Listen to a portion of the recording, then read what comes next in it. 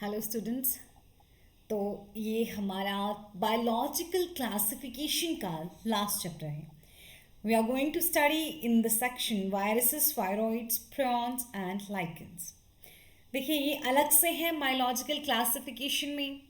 आपने कौन कौन से किंगडम, 5 किंगडम कंप्लीट करे हैं, जिसमें मोनेरा, प्रोटिस्टा, फंजाई, प्लांटी और एनिमेलिया हम पढ़ चुके हैं। प्लांटी और एनिमेलिया को बहुत डिटेल में इस चैप्टर में नहीं बताया गया, क्योंकि उन पे थर्ड और फोर्थ चैप्टर जो है वो कंप्लीट हमारे पास मिलता है। लेकिन कुछ एक ऑर्गेनिजम्स बच जाते हैं जिनको हमें समझ नहीं आता है कि कहाँ इनको प्लेस किया जाए। वो है viruses, viroids, prions and lichens. तो चलिए आइए कोशिश करते हैं समझने की कि क्यों हमको आज तक समझ ही नहीं आया कि इनको कहाँ रखा जाए, 5 किंगडम में से कौन से किंगडम में रखा जाए। Okay, so see, in the five kingdom classification of Whittaker, as we know, five kingdom system of classification was given by Whittaker in 1969. Okay, तो जो 5 किंगडम सिस्टम है क्लासिफिकेशन का विटेकर ने दिया, there is no mention of lichens and some acellular organisms like viruses, viroids and prions. ये कह रहे हैं कि 5 किंगडम सिस्टम जो था क्लासिफिकेशन का, उसमें लाइकन्स के बारे में नहीं बताया गया कि लाइकन्स को कहाँ प्लेस करें, वायरसेस का नहीं बताया गया, वायरोइड्स का नहीं बताया गया और प्रियॉन्स का नहीं बताया गया। यहाँ अगर आप ध्यान दे रहे हैं तो लाइकन्स को ए सेलुलर नहीं लिखा है, क्योंकि लाइकन्स जो हैं वो लिविंग होते हैं, उनमें सेल्स होती हैं। लेकिन वायरसेस जो हैं दीज आर ए सेलुलर, इनमें पूरी तरह से जो है वो सेल नहीं है, मतलब एक स्ट्रक्चर है बट वो कंप्लीटली सेल नहीं है। ठीक, तो ए सेलुलर आ गए viruses, viroids and prions. These are briefly introduced here. तो आगे आप इनको कंप्लीटली पढ़ते हैं। सबको सर्दी, जुकाम, बुखार ऐसा हुआ होता है, ठीक है। कॉमन कोल्ड और फ्लू दो अलग चीज़ें हैं। जब आपको सर्दी जुकाम के साथ बुखार आता है तो उसको फ्लू कहते हैं, और जब आपको सिर्फ छींक होती है और सिर्फ मतलब आपकी नाक बहती है तो उसको हम कॉमन कोल्ड कहते हैं। तो सबको हुआ होता है। तो ये भी क्या है, वायरसेस की तरह, वायरसेस की वजह से होने वाली बीमारियां हैं। मैं आपको बता दूं, वायरसेस जो हैं वो ए सेलुलर या नॉन सेलुलर ऑर्गेनिजम्स होते हैं, उनमें सेल नहीं पाई जाती। एग्जैक्टली हम कहते हैं कि वायरसेस में ट्रू सेल का जो स्ट्रक्चर है वो नहीं पाया जाता। पर वायरस लिविंग है या नॉन लिविंग है, ये अभी भी एक कंट्रोवर्शियल क्वेश्चन है। कुछ लोग इसको लिविंग मानना चाहते हैं, कुछ लोग इसको नॉन लिविंग मानना चाहते हैं। लिविंग और नॉन लिविंग मानने का रीज़न ये है कि जैसे ही वायरस हमारी बॉडी के अंदर आता है, किसी होस्ट की बॉडी के अंदर आता है, वो अपना काम करना शुरू कर देता है। लेकिन किसी भी होस्ट के बाहर जो है वायरस अपना काम नहीं कर पाता, वो बिल्कुल नॉन लिविंग की तरह एक्ट करता है। तो चलिए इसी जो पहेली है ये, इसी को हम सुलझाने की कोशिश करते हैं और जानने की कोशिश करते हैं कि एग्जैक्टली वायरस क्या है। चलिए, all of us who have suffered the ill effects of common colds or flu know that effects know what effects viruses can have on us, even if we do not associate it with our condition. ठीक है, देखिए किसी को भी सर्दी, जुकाम, खांसी, इस तरह से फ्लू हुआ हो, कॉमन कोल्ड हुआ हो, तो वो जान सकता है कि वायरसेस के क्या क्या इफेक्ट होते हैं, है ना। चाहे हमको पता है चाहे नहीं है, ठीक, चाहे हमको मतलब जानकारी नहीं है या हम एसोसिएट नहीं कर पा रहे हैं, हम वायरस को अपनी स्थिति के साथ एसोसिएट नहीं कर पाते। हमको नहीं पता कि वायरस क्या कर सकता है क्या नहीं। बट अगर तुम्हें कभी भी जुकाम हुआ है, फ्लू हुआ है, तो तुम समझ सकते हो कि वायरसेस के इफेक्ट्स क्या होंगे, है ना। किसी को कॉमन कोल्ड हुआ है, जुकाम हुआ है ना सबको, ठीक। अगर मैंने वायरस कहा, ठीक, तो तुम्हें एकदम पता नहीं लगा कि कैसे वायरस को अपने साथ एसोसिएट करना है, किस तरह से वायरस को जोड़ना है अपने साथ, है ना। अपनी कंडीशन के साथ कैसे एसोसिएट करो। जैसे ही मैंने कहा कॉमन कोल्ड, जैसे ही मैंने कहा फ्लू, तो तुमको ये चीज़ समझ आनी चाहिए। When I am saying common cold, तो आपके दिमाग में कॉमन कोल्ड के सिम्टम्स आ रहे होंगे। फ्लू के टाइम फीवर भी होता है। कॉमन कोल्ड अगर सिंपल सा जुकाम ही हुआ हो तो उस टाइम पे बुखार नहीं आता है।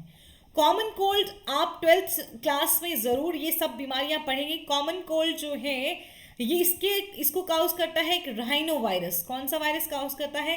राइनो वायरस काउज करता है कॉमन कोल्ड को। और फ्लू काउज करता है इन्फ्लुएंजा वायरस। ठीक है, तो फ्लू के लिए इन्फ्लुएंजा वायरस होता है और कॉमन कोल्ड के लिए राइनो वायरस होता है। ठीक, तो समझ गए आप, चाहे आपको पता है चाहे नहीं है कि कैसे हम नहीं जानते कि कैसे हम वायरसेस को समझें कि हमारी बॉडी में कैसे वायरस जाता है और क्या करता है ना। लेकिन जैसे ही मैंने तुमको बोला कि क्या तुमको कभी सर्दी हुई है, क्या तुमको कभी जुकाम हुआ है, तो तुम समझ सकते हो कि वायरस हमारे साथ क्या कर सकता है। मतलब मैम छींकें आएंगी वायरस से, बुखार आएगा वायरस से, है ना। तो ये कुछ कॉमन चीज़ें हैं जो हो सकती हैं। इसके अलावा भी बहुत सारे सिम्टम्स जो हैं वो हो सकते हैं। ठीक, viruses did not find a place in classification since they are not considered truly living. We understand living as those organisms that have a cell structure. ठीक, अगर हम लिविंग ऑर्गेनिज्म किसको मानते हैं? हमने कहा था लिविंग का प्रॉपर्टी है कि उनमें सेल्यूलर ऑर्गेनाइजेशन होता है।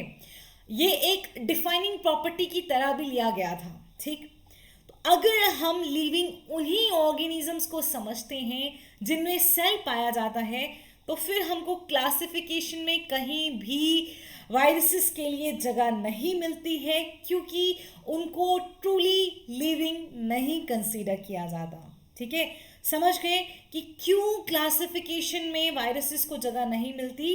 क्योंकि उनको सही मायने में लिविंग नहीं कहा जाता, क्योंकि उनके पास सेल जो है ट्रू सेल नहीं होती है। The viruses are non cellular organisms. कैसे हैं ये? नॉन सेलुलर ऑर्गेनिजम्स हैं। हमारी बॉडी के अंदर हम कहें तो ए सेलुलर की तरह एक्ट करते हैं, मतलब सेल नहीं है, ठीक, लेकिन अंदर काम कर पा रहे हैं। नॉन सेलुलर ऑर्गेनिज्म है या ए सेलुलर ऑर्गेनिजम्स होते हैं viruses, that are characterized by having an inert crystalline structure outside the cell. Very important point. Viruses जो हैं ये नॉन सेलुलर ऑर्गेनिजम्स होते हैं। होस्ट के बाहर, लिविंग सेल के बाहर, अगर ये किसी होस्ट पे नहीं है, किसी लिविंग के अंदर नहीं है, तो ये इनर्ट क्रिस्टलाइन स्ट्रक्चर की तरह होंगे, जिसको हम विरियन कहते हैं। पॉइंट याद रखिएगा, एक्स्ट्रास मैं बता रही हूँ, एनसीईआरटी पे आप इसको लिख लेंगे ऐसे ही। इसको क्या कहते हैं? हम विरियन कहते हैं बेटा। इनर्ट क्रिस्टलाइन स्ट्रक्चर जो है उसको हम क्या कहते हैं? विरियन कहते हैं। कहाँ पाया जाता है? आउटसाइड द होस्ट सेल हमको मिलता है। जब वायरस तो किस फॉर्म में होगा? इनर्ट क्रिस्टलाइन स्ट्रक्चर की फॉर्म में होगा। ठीक है, चलिए, once they infect a cell, takes over the machinery of the host cell to replicate themselves and killing the host. क्या करते हैं ये? याद रखिए, बहुत इंपॉर्टेंट कैरेक्टर है ये वायरस का।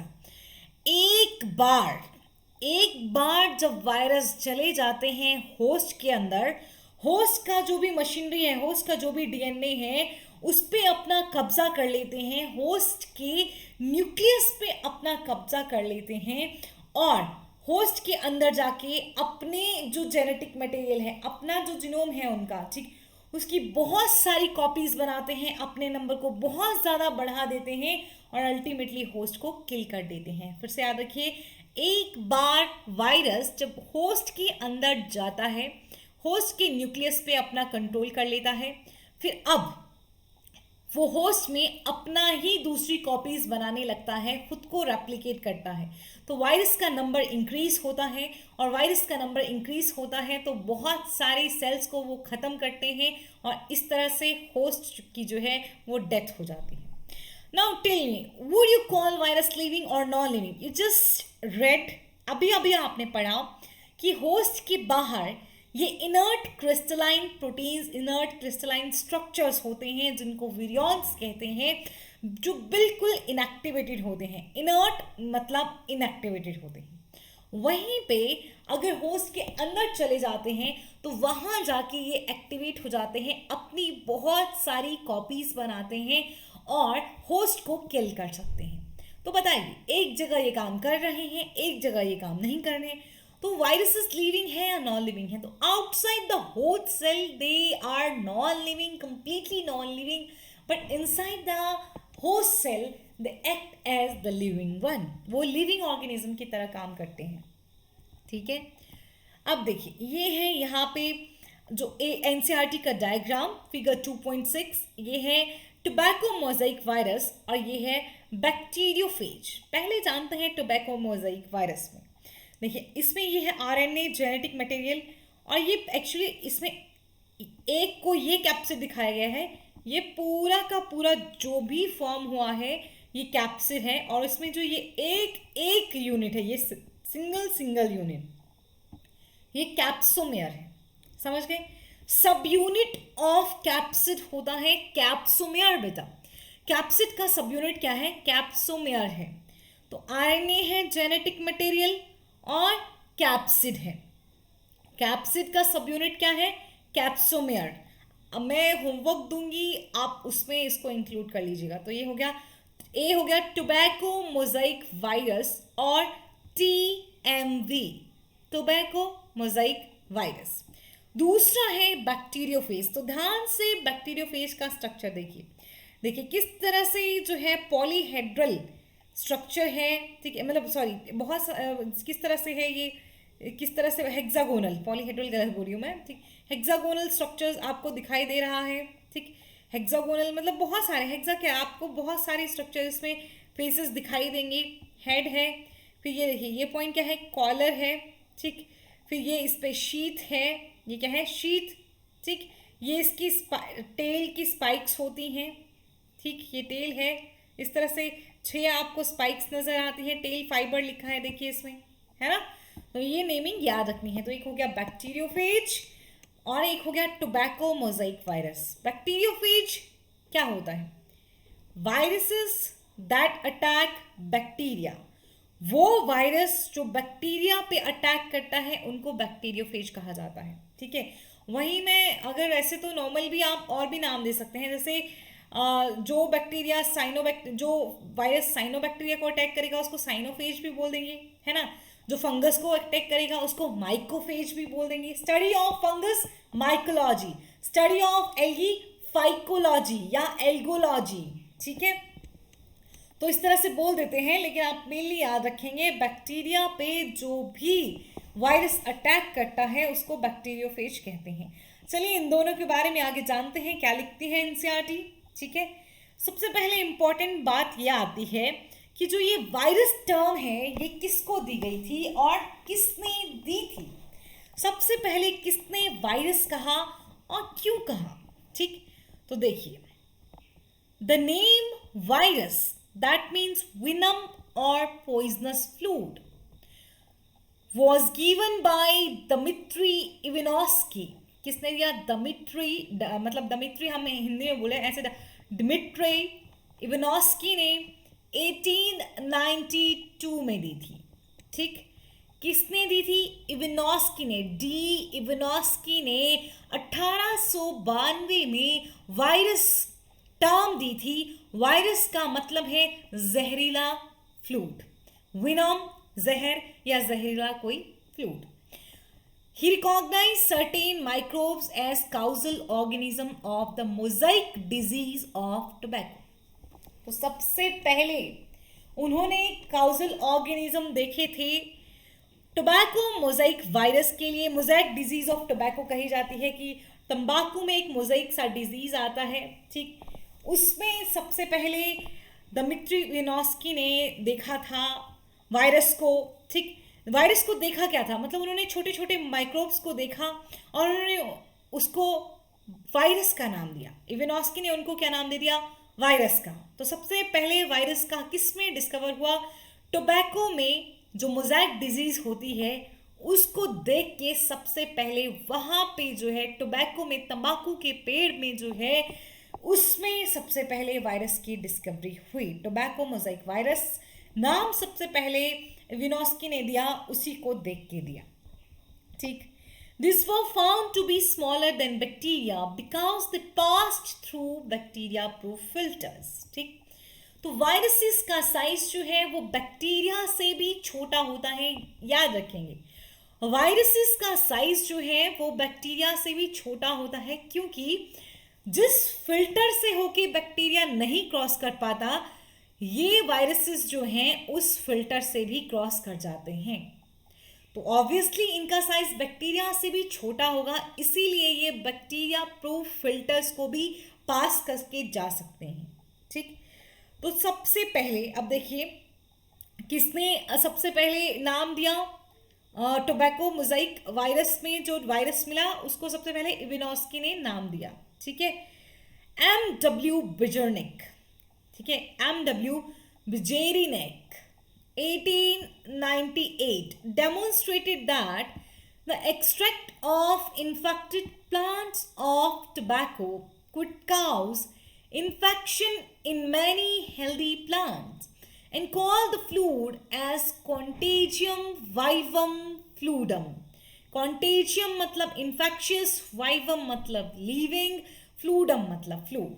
ठीक है, तो इविनॉस्की ने डिस्कवरी की वायरस की, उसको नाम दिया वायरस, और किसमें देखा, टोबैको मोज़ाइक वायरस में। उस टोबैको जो डिजीज, टोबैको में जो डिजीज हो रहा है मोज़ाइक डिजीज, वहां पे वायरस को देखा गया, पता चला कि ये बैक्टीरिया से छोटे हैं। फिर M.W. बिजेरिनेक 1898 उन्होंने देखा कि जो एक्सट्रैक्ट, जो फ्लूड जो हम लेंगे इन्फेक्टेड टोबैको प्लांट से, वो प्लांट जिसको मोज़ाइक डिजीज है, अगर हम उससे फ्लूड लेते हैं, ठीक, तो वो फ्लूड को हम किसी दूसरे हेल्दी प्लांट पे डालते हैं, तो दूसरा हेल्दी प्लांट भी उससे इन्फेक्ट हो जाएगा।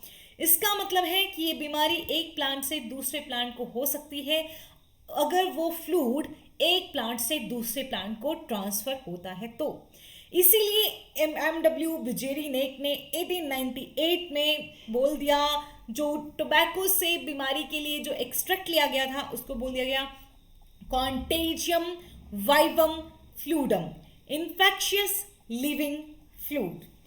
स्टैनले ने 1935 में शो किया, उन्होंने क्रिस्टलाइजेशन कर दी, क्रिस्टल्स बना दिए वायरस के। तो W.M. Stanley 1935 showed that viruses could be crystallized and crystal consist largely of proteins। Viruses को के क्रिस्टल्स बनाए जा सकते हैं और क्रिस्टल्स में आपको ज़्यादातर प्रोटीन्स देखने को मिलती हैं।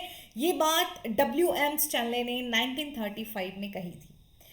दे are inert outside their specific host. ठीक, इनर्ट मतलब इनएक्टिवेटेड होते हैं। वायरसेस अपने स्पेसिफिक होस्ट के बाहर बिल्कुल इनएक्टिव होंगे, इसीलिए वायरसेस को ऑब्लिगेट पैरासाइट कहा जाता है। मतलब वायरस अपने होस्ट के बिना सर्वाइव नहीं कर सकते। तो किसने वायरसेस को डिस्कवर किया, कहाँ किया? पहला वायरस कौन सा डिस्कवर हुआ था? Tobacco mosaic virus. वायरस किसने टर्म दी? वायरस टर्म का मीनिंग क्या है? इन्फेक्शियस लिविंग फ्लूड जो था मतलब कॉन्टेजियम वाइवम फ्लूडम किसने कहा? क्रिस्टलाइजेशन सबसे पहले किसने की? तो ये नाम आप जरूर याद रखेंगे विद ईयर।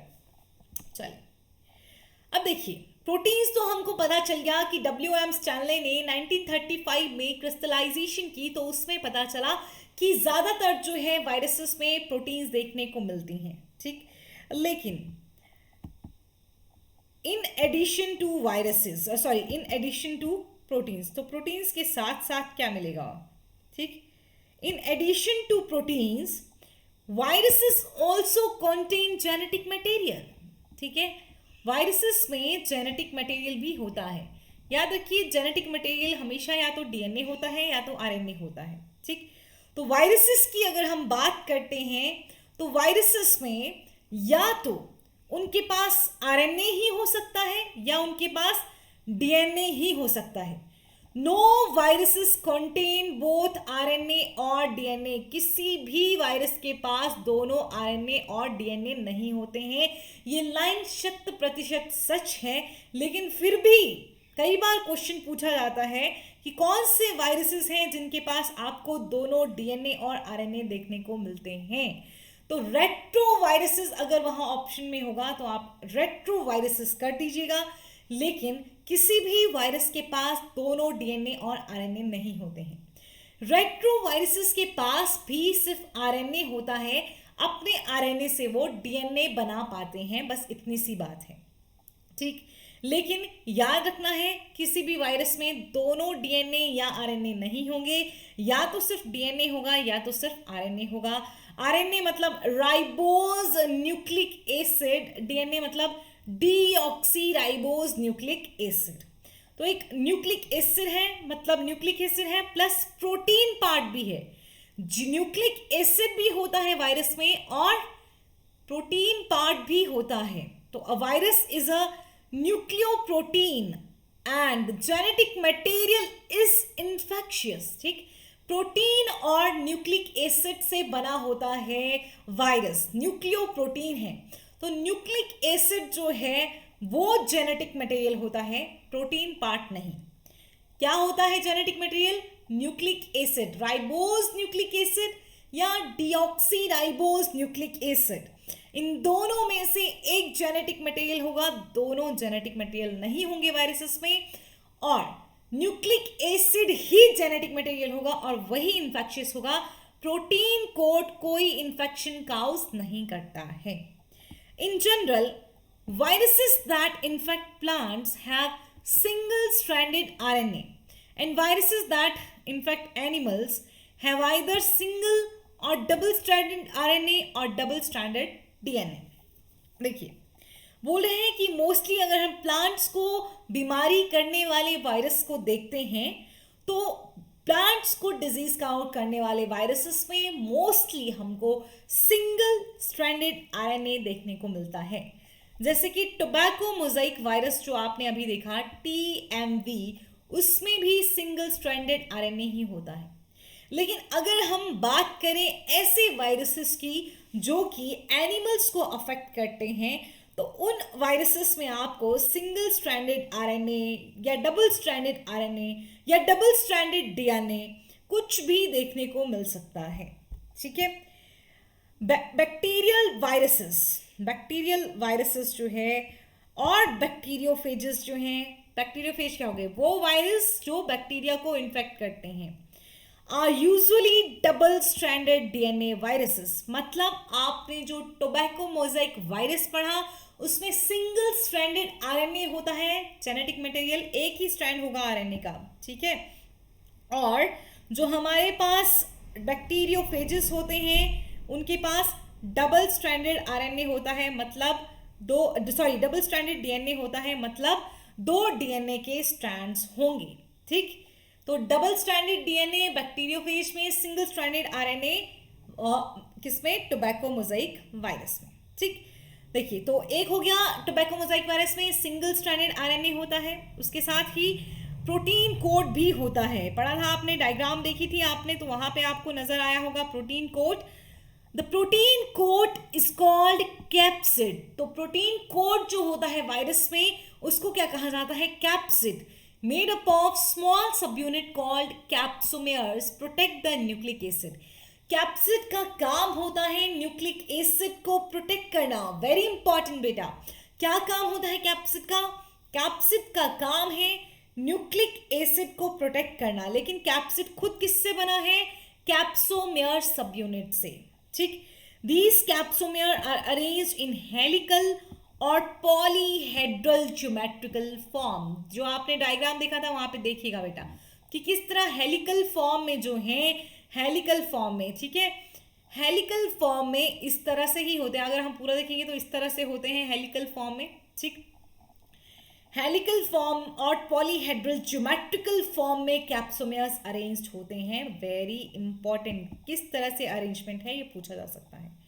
वायरसेस बीमारी काउज कर सकता है जैसे कि mumps, small pox, herpes and influenza, ठीक, फ्लू। तो mumps, small pox, herpes and influenza जो बीमारियां हैं ये किससे होती हैं बेटा? वायरस से होती हैं, ठीक।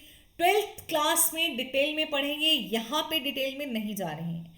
Ads in human is also caused by virus, ठीक। हमें जो ह्यूमन में एड्स जो डिजीज है एक्वायर्ड लिख लेंगे, acquired immunodeficiency syndrome, AIDS को काउज करता है HIV, acquired immunodeficiency syndrome को काउज करता है ह्यूमन इम्यूनो डेफिशिएंसी वायरस, ठीक। HIV वायरस का नाम है जो एड्स नाम की बीमारी ह्यूमंस में करता है। अब जब मोज़ेक डिजीज जैसी डिजीज प्लांट्स में होती है तो क्या क्या सिम्टम्स आ सकते हैं, देखिए in plants the symptoms can be mosaic formation, ऐसे मतलब मोज़ेक कब होता है बच्चे, जब तुम्हें ना 2-3 तरह के ऐसे पैचेस दिखाई देने लगते हैं, धुंधला धुंधला सा, मोज़ेक तो धुंधला तो नहीं दिखेगा उस पर, लेकिन आपको अलग अलग तरह का जो है वो लीफ पे अलग अलग तरह का कलरेशन आपको देखने को मिलेगी, ठीक है। तो मोज़ेक फॉर्मेशन हो गया, लीफ रोलिंग, लीफ जो है अंदर रोल हो जाएगी, फोल्ड हो जाएगी, ठीक है, जैसे एक कागज लो आप फोल्ड कर दो, ठीक, फिर उसको कर्ल हो सकता है, leaf rolling and curling, yellowing and vein clearing, leaf yellow हो जाएगी, ठीक, अलग अलग मोज़ेक फॉर्मेशन उस पर हो जाएगा, वीन्स उसकी नहीं दिखाई देंगी, वीन्स हमको दिखाई देना बंद हो जाएंगी, प्लांट ड्वार्फ हो जाएगा, छोटा हो जाएगा, ग्रोथ स्टंटेड हो जाएगी। तो ये इंपॉर्टेंट है कि कौन से सिम्टम्स आपको जो टोबैको मोज़ेक वायरस हुआ, टोबैको मोज़ेक वायरस में जो है कौन से सिम्टम देखने को मिलेंगे, तो मोज़ेक फॉर्मेशन होगा, लीफ रोल हो जाएगी, कर्ल हो जाएगी, येलो कलर की हो जाती है यूजुअली, वीन्स दिखाई नहीं देंगी, ठीक है।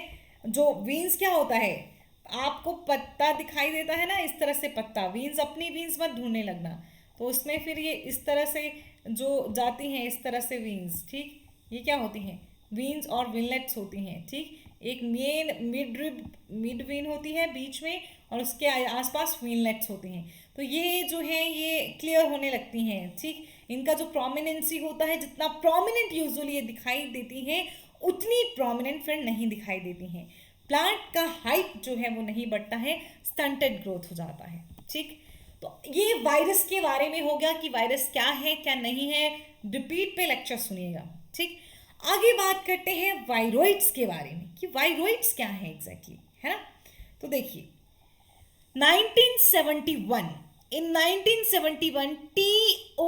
Diner discovered a new infectious agent that was smaller than viruses and caused potato spindle tuber disease. Very important बेटा, एनसीईआरटी की एक्चुअल में हर लाइन ही बहुत इंपॉर्टेंट होती है। तो वायरोइड्स जो थे उनको डिस्कवर किया था T.O. Diner ने 1971 में। तो T.O. डाइनर ने जब वायरोइड्स को डिस्कवर किया तो उन्होंने एक बात नोटिस की कि वायरोइड्स तो वायरसेस से भी छोटे हैं और वो एक बीमारी काउज कर रहे हैं, पोटैटो स्पिंडल ट्यूबर डिजीज, देखो PSTV, ठीक। आप देख सकते हैं कि ट्यूबर जो है किस तरह से हो गया है, स्पिंडल फॉर्मेशन इसमें हो रहा है, ठीक, इस तरह का हो जाता है जो आलू है हमारे पास, है ना।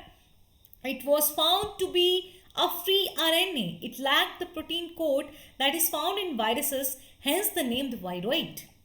देखिए खास बात क्या है वायरोइड की, टीओ डिनर ने ये तो कहा कि वायरोइड्स जो हैं वो वायरसेस से छोटे होते हैं, लेकिन वायरसेस में जैसा कि हम जानते हैं एक उनमें न्यूक्लिक एसिड होता है और बाहर से उनमें प्रोटीन कोट होता है। न्यूक्लिक एसिड डीएनए भी हो सकता है और आरएनए भी हो सकता है, लेकिन दोनों एक साथ कभी भी वायरसेस में नहीं पाए जाएंगे, ठीक। तो वही कुछ देखने को मिला कि वायरोइड्स में जो है आरएनए तो है लेकिन प्रोटीन कोट नहीं है जो कि वायरस में पाया जाता है, इसीलिए वायरोइड्स को वायरोइड नाम दिया गया, because they lack a protein coat, they do not have a protein coat.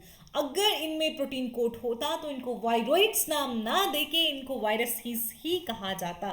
तो मतलब कि वायरोइड्स में सिर्फ और सिर्फ आरएनए होता है, फ्री आरएनए, कोई भी प्रोटीन कोट नहीं होता है।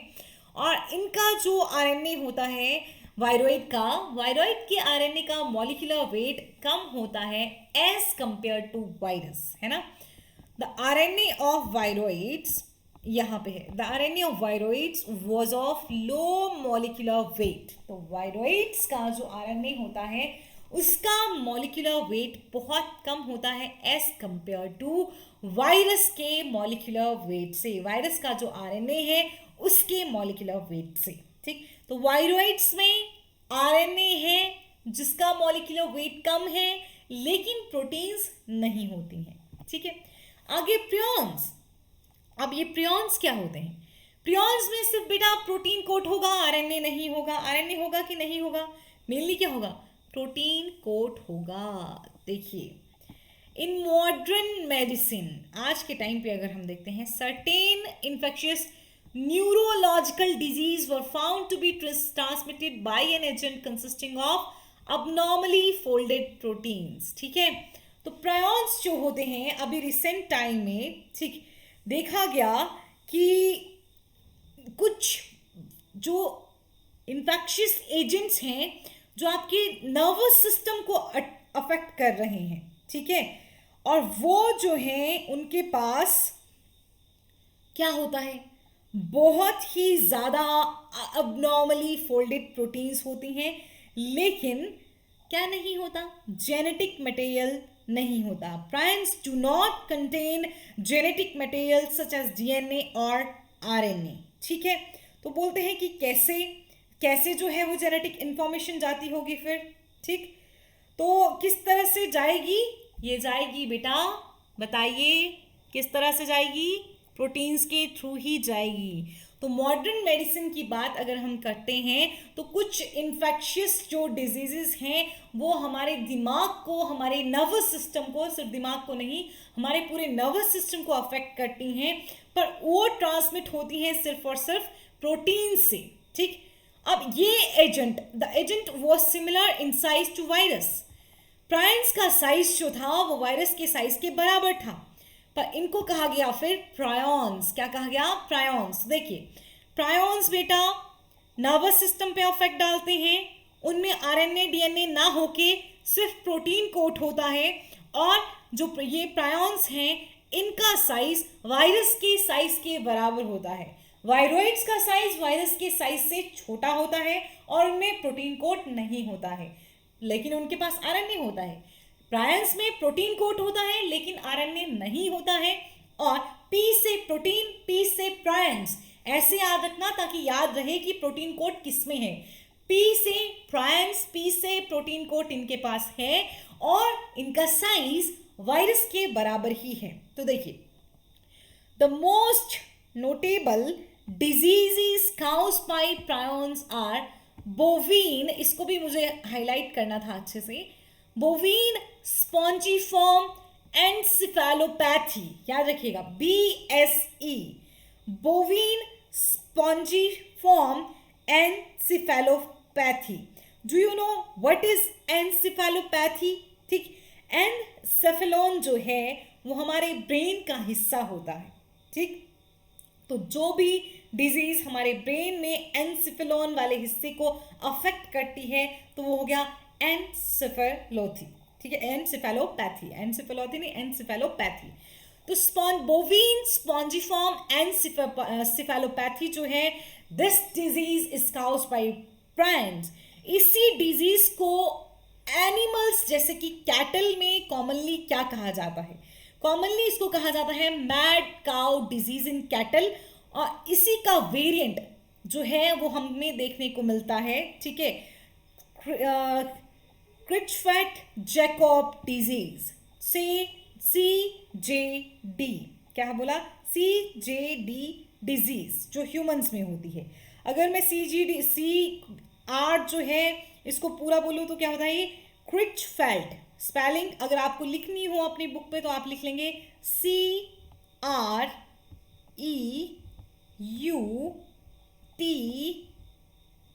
ठीक है, ZFELDT।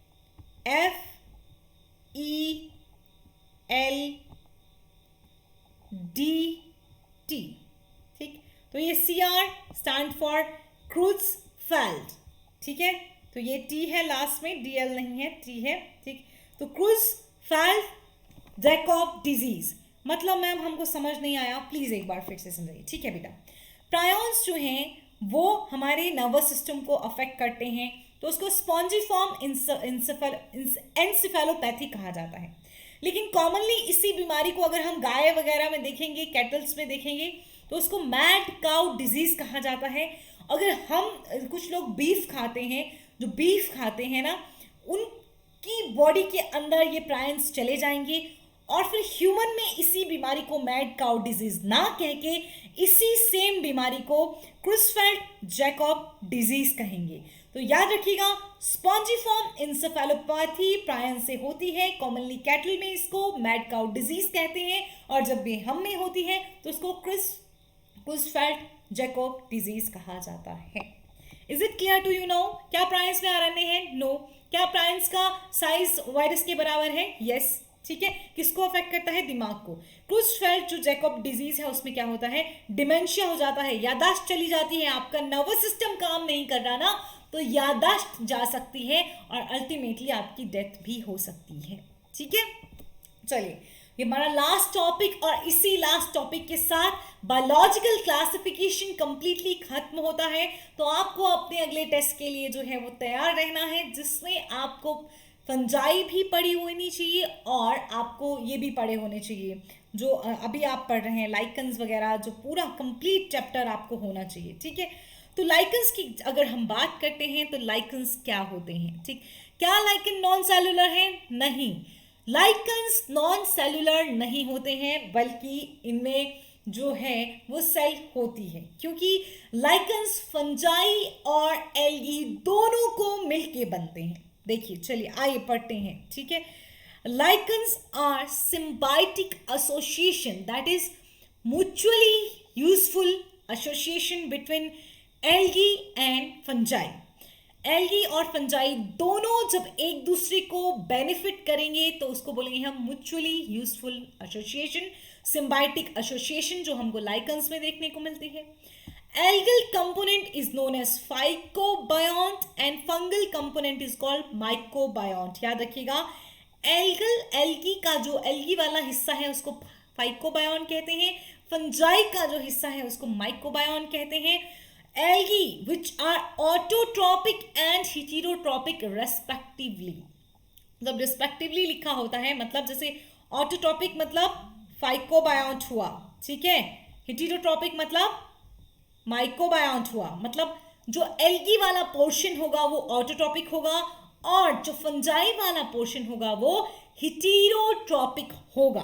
ठीक, अब क्या काम करते हैं ये दोनों और किस तरह से एक दूसरे को बेनिफिट करते हैं? तो देखिए, algae prepare food for fungi and fungi provide shelter and absorb mineral nutrients and water for its partner। तो एल्गी का काम है खाना बनाना, ठीक, लेकिन फंजाई जो है वो रहने के लिए, जैसे मम्मी लोग जो हैं वो खाना बनाते हैं, पापा लोग जो हैं वो पैसे लेके भी आते हैं और घर भी देते हैं, है ना। तो मम्मी का रोल कर रही है यहाँ पे एल्गी, पापा का रोल कर रही है फंजाई। ऐसा नहीं है, आजकल मम्मी लोग भी कमाते हैं, बराबर कमाते हैं, मैं जस्ट एक एग्जाम्पल दे रही हूँ। ठीक, तो मम्मी का रोल है एल्गी का खाना बनाना है, फंजाई का रोल है पापा के जैसा कि खाने बनाने के लिए सारा मटेरियल लाना है और घर भी देना है। तो शेल्टर किसने दी? फंजाई ने। मिनरल न्यूट्रिएंट वाटर कौन लेके आया? फंजाई लेके आया। लेकिन खाना किसने बनाया? एल्गी ने बनाया। So close is the association that if one saw a lichen in nature one would never imagine that they had two different organism within them। ठीक, देखिए, ये देखिए इसको, अगर मतलब इतना क्लोज एसोसिएशन होता है एल्गी और फंजाई का कि जब हम देखते हैं नेचर में, इनको देखेंगे तो हमको समझ नहीं आएगा कि ये एक नहीं बल्कि दो ऑर्गेनिज्म को मिलके बना हुआ स्ट्रक्चर है। ठीक, तो lichens are very good pollution indicators, they do not grow in polluted areas। याद रखिएगा, polluted area में लाइकन्स ग्रो नहीं करते हैं। मेनली ये किसका होता है? एयर पॉल्यूशन का इंडिकेटर होता है। किसका होता है ये मेन इंडिकेटर? एयर पॉल्यूशन का इंडिकेटर होता है लाइकन, जिसमें मेनली सल्फर के ऑक्साइड्स को पहचानते हैं। एयर पॉल्यूशन का इंडिकेटर होते हैं lichens. Do not forget my words.